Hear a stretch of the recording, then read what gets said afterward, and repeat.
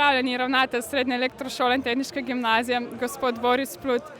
Mene pa zanima, zakaj je ta dan odprtih vrat pomemben za našo šolo? V prvi vrsti je pomemben, da se malo pokažemo navzven, se pravi, da tisti bodoči učenci, ki se nameravajo tukaj vpisati na našo šolo, dobijo čim več informacij. Je pa pomemben in vesel sem, da so se tudi dijaki odzvali, kajti en tak javni dogodek ni mačji kašelj in je tudi neka izkušnja, za katero vam res iskreno čestitam in se zahvaljujem. Najlepša hvala vam in lep dan še naprej. Hvala tebi. Pozdravljeni, profesor.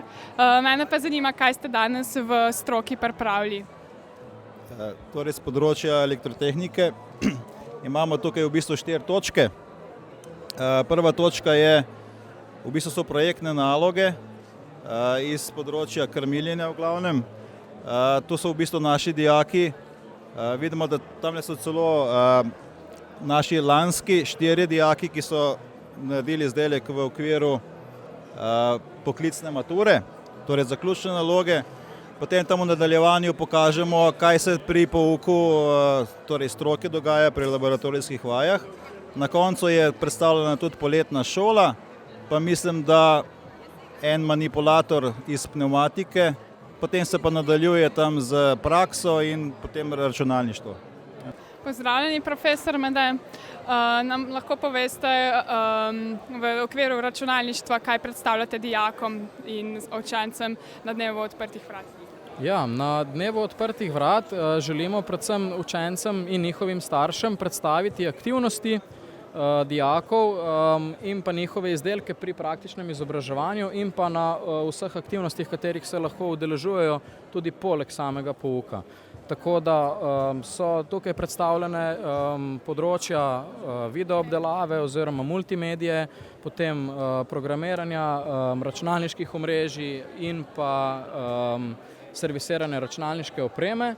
Dijaki predstavljajo med drugim svoje izdelke, lahko pa si pogledate tudi videoprodukcijo in programiranje v živo, konfiguracijo mrežne opreme, pa tudi samo sestavljanje računalnikov. Se pravi, izdelke, ki jih tekom svojega izobraževanja naredijo, ali pa se pravi te aktivnosti, katerih se udeležujejo in kako pravzaprav sami sodelujejo pri vseh projektih, ki jih potem tudi šola izvaja. In je veliko zanimanja za računalništvo?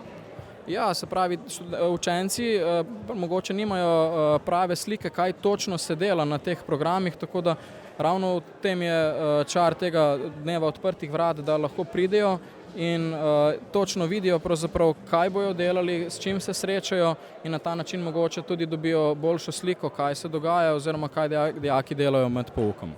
Najlepša hvala. Pozdravljena, profesorica Marjanovič. Prostor tehniške gimnazije je prenovljen. Nam lahko kaj o tem več poveste? Ja, zdaj kot ste lahko opazili, je tole tukaj zdaj rdeča barva.